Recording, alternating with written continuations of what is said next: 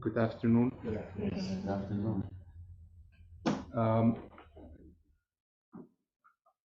I am Shoshin Brynjar, Kristinsson, for those who haven't met me before. I've been here to the talks. And I'm a SUSO or head student during this Ango, the practice period. Thank you for your speech yesterday, Rosie. You were talking about footnotes, and I remember that I think it's Issho Fujita. He calls his articles footnotes to Sesshin, and the reason for it, I think, is that everything we do except Sesshin is just footnotes. So I'm going to be in the footnotes also today. Last time I was talking about the theme, and I kind of left off in the middle. So today I would like to continue on the theme of the Ango. But before I start that again, maybe I would trace back a little bit to one talk before, where I talked about these two sides to our reality, that Katagiri has a metaphor for it where he likens it to that we are swimming on the surface in the waves, but we're also walking across the bottom of the ocean. And swimming on the surface is the relative, the temporal, where we are individuals and are lost in confusion, often caught in thinking about past and future and comparing ourselves. But walking on the bottom of the ocean is the absolute interconnected reality.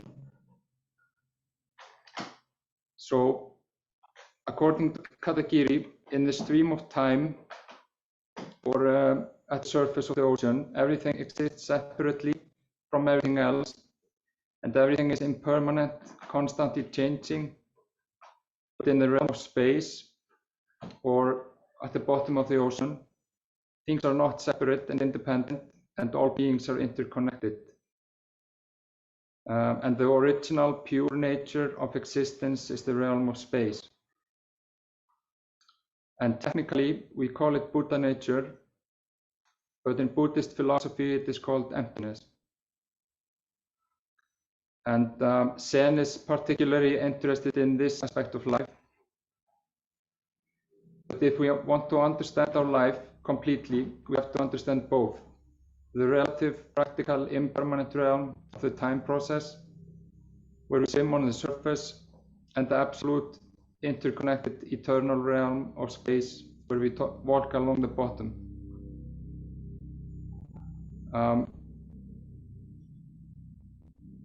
And before we started session,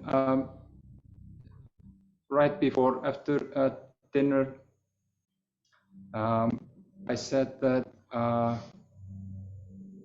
we should enjoy life before, during, and after session, and remember that every day is a good day. And now we are in the midst of session, and maybe it's difficult to think about it in this way. I think we're all kind of struggling a bit somewhere in our practice.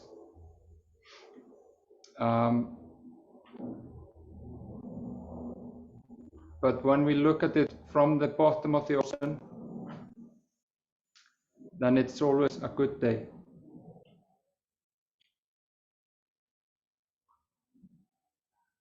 So I think that is important to keep in mind.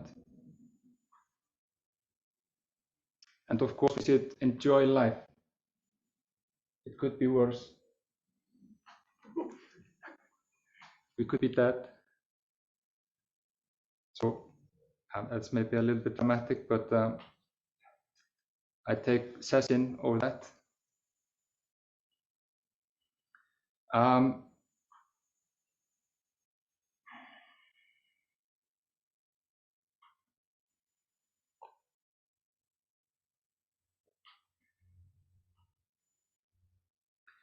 Yeah, but it really doesn't mean that we don't struggle and that we have to be gentle to ourselves and listen to ourselves. Underneath that, every day is a good day. So now I'm going to pick up where I left off last time, and I will start by reading out the theme. Fukansa Senki. You should therefore cease from practice based on intellectual understanding, pursuing words and following after speech, and learn the backward step that turns your light inwardly to illuminate yourself. Body and mind of themselves will drop away, and your original face will be manifest. If you want to attain suchness, you should practice suchness without delay. And we had, or I had, been talking about Eko Hensho. Rosie also joined me, which is E stands for turn, Ko is light, Hen is to return, and Sho is illumination. So Eko Hensho means to turn the light and return the illumination. And there are three different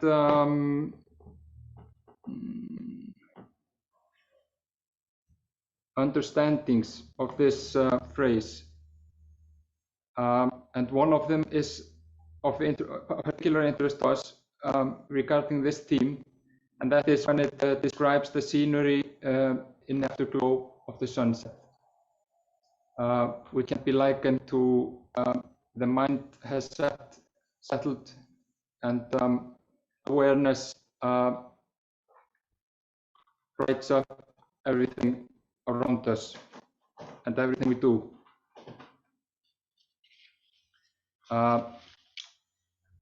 Number two was this phenomenon that can happen to people on their deathbed when they suddenly have a increased or a certain energy or life force just before they die. And the third was the second wind, this power that sometimes comes and pushes us when we are just about to give up, like in the middle of Sesshin or the third day. That all of a sudden there comes some energy that kind of gives us wind in sails, and we make it through. And it was, I thought it was interesting how these, how they all three are kind of talking about something in between day and night, or brightness and darkness, in terms of the sunset, life and death, and beginning and end.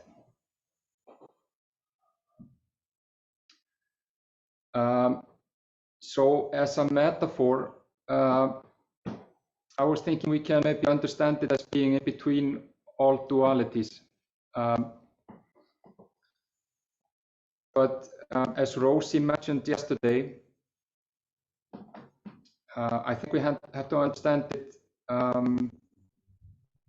we have to go beyond that. And in Fukansa Senki,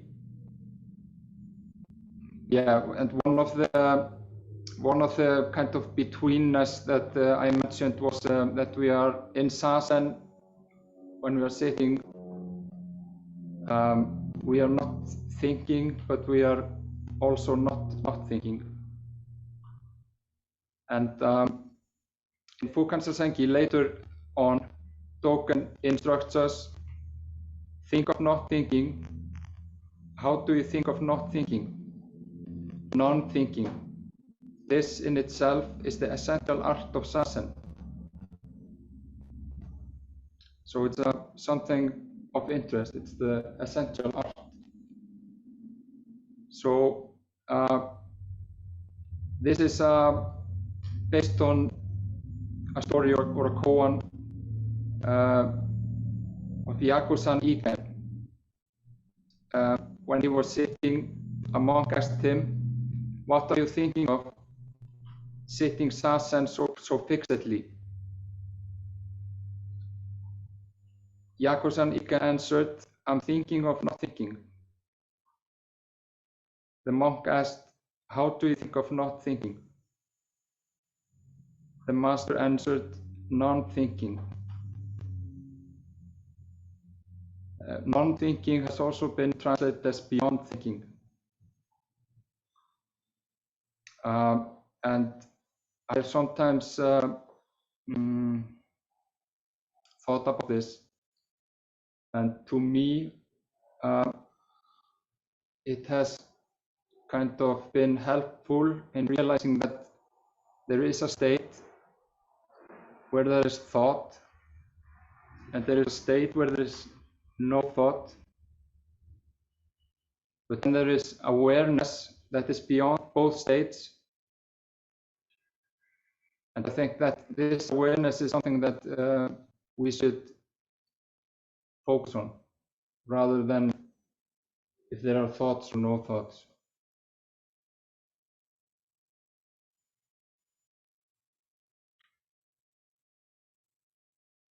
Then we are beyond thoughts. And we are vitally alive with our awareness shining, unconcerned of thoughts or concepts. And that is called beyond thinking. And I think we can also think about doing in a similar way. And maybe Rosie will correct me if I'm wrong. I'm just a head student. And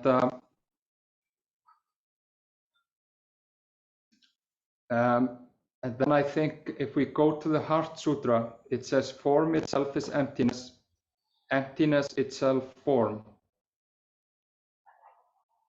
So from the relativist perspective that I was talking about earlier, all phenomena are form, but at the same time, from the absolute perspective, everything has the quality of emptiness.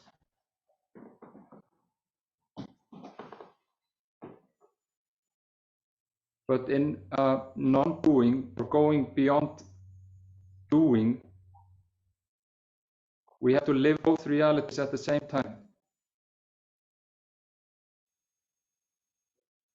So if we use a glass of water, for example, and ask ourselves, is it empty or full, or is it form or emptiness? I think the answer would be to relax and just drink the water.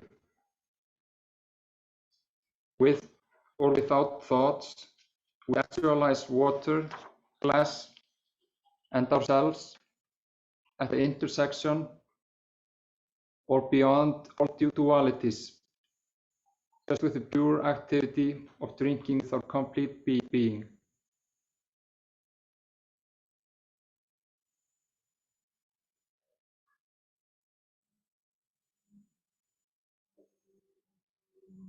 What do you think, Rosie? Am I lost in confusion? Well, that would be a good thought. A good thought. But I have to work on it.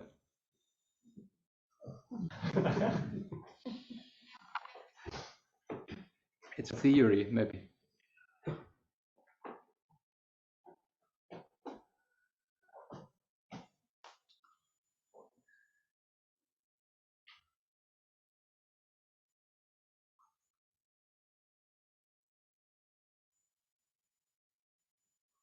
there are other traditions to express the same thing.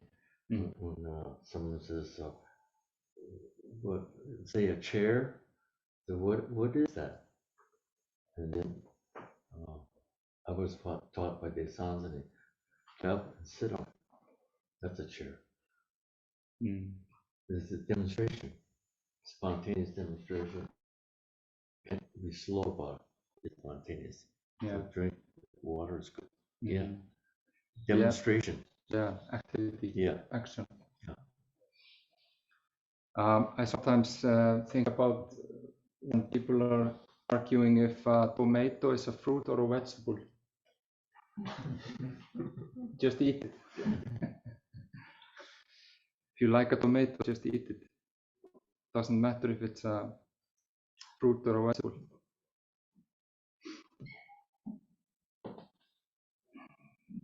Yeah, I like to think about things in simple terms.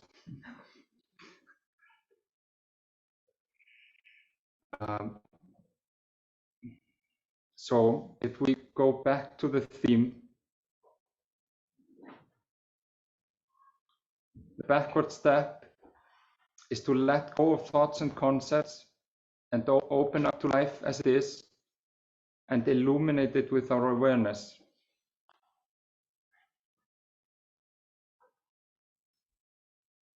In that regard, we can think about the backward step as opening the hand of thought.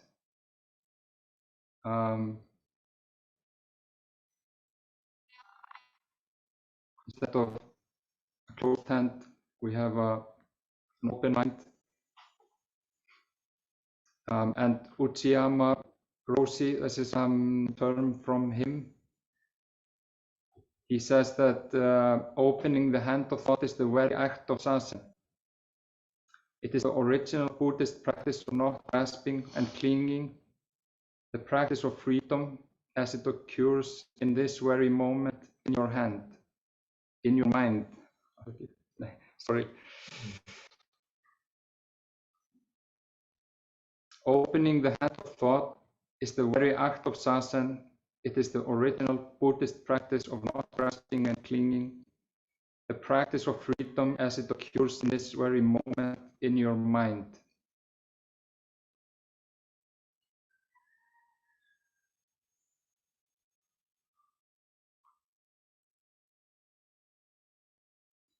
But to me, I think we also have to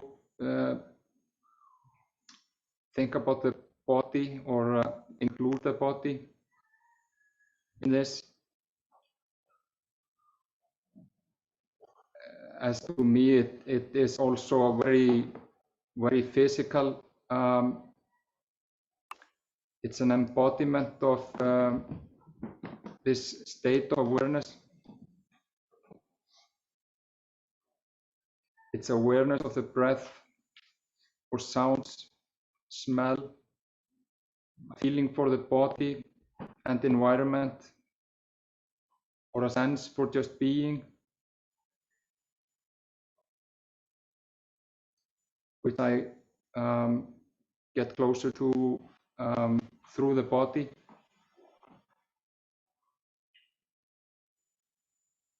So when we let go and turn our awareness to the mind source, our thoughts vanish, and of course they come back, and that becomes our training. Constantly let go and turn our awareness back to the source. And with training, hopefully it will become just one thought here and there, thought appearing, but we are not connecting them, not thinking them, and not giving them special attention. Then thoughts will become just one of the many factors going on in mind, but not the starting role.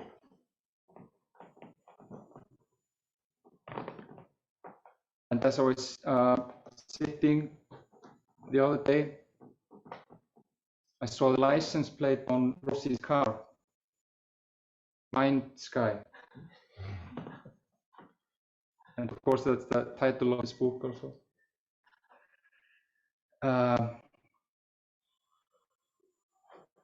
And it kind of, I had this vision or kind of, not a vision.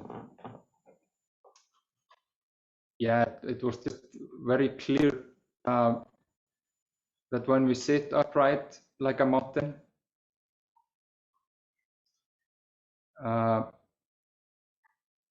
it's a very good metaphor that the mind and sky completely merge.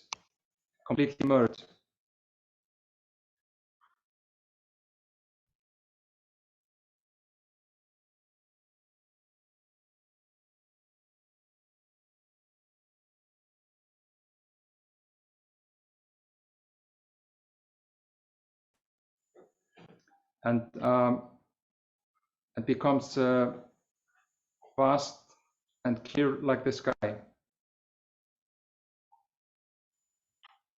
Thoughts become like clouds, just drifting by, not disturbing us any more than the birds or the wind.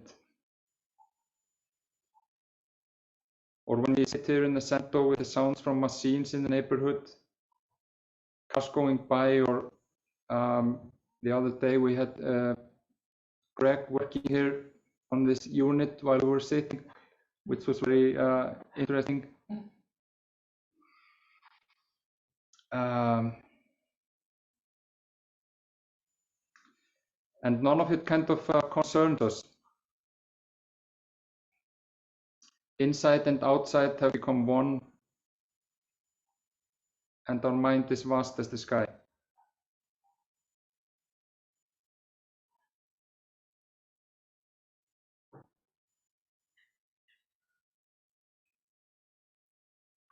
But sky and mind are also objects, or we have to be aware of that. So we have to let go of them and go beyond them.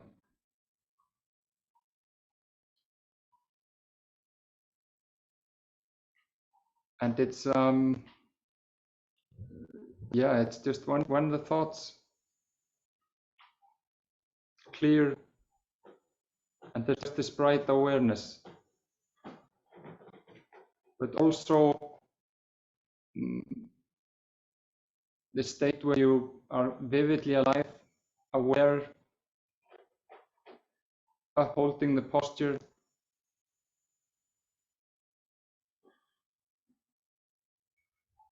and thoughts are coming and going.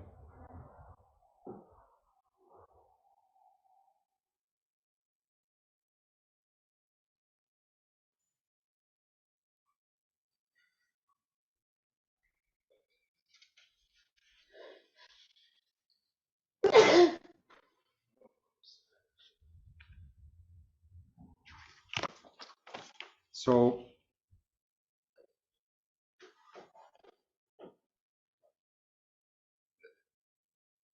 then I have talked about this backward step that turns your light inwardly to illuminate yourself.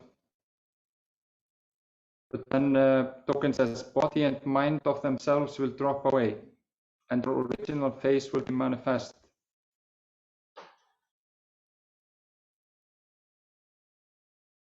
Body and mind are the concepts.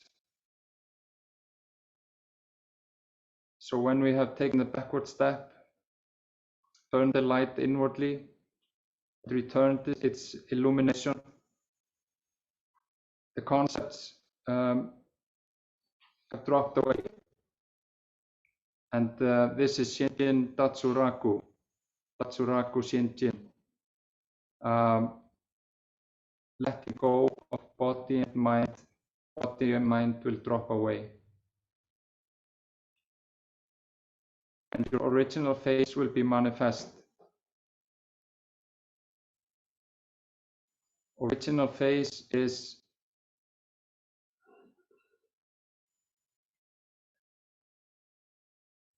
our Buddha nature, or emptiness.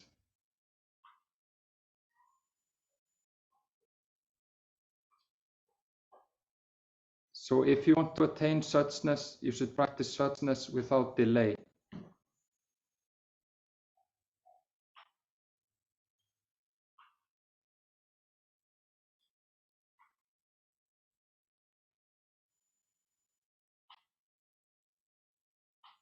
Suchness is things as it is.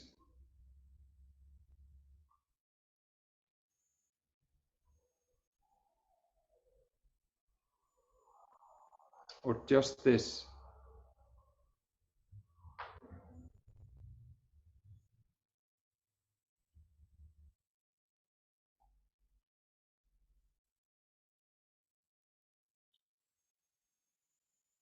I think I can't explain it better. It's this.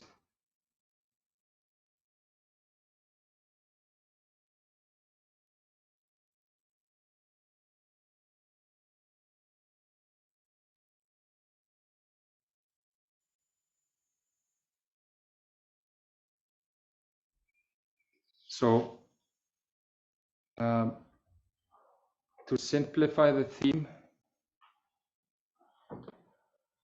which is use it therefore, cease from practice based on intellectual understanding, pursuing words and following after speech, and learn the backward step that turns your light inwardly to illuminate yourself. Body and mind of themselves will drop away, and your original face will be manifest. If you want to attain suchness, you should practice suchness without delay.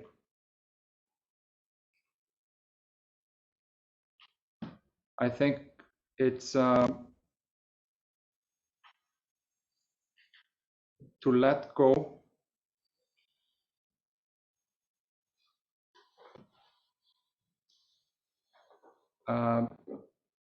turn the light, and then return the illumination, or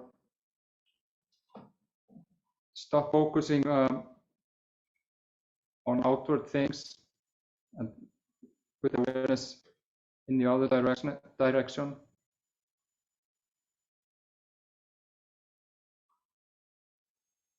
And then we have things as they are.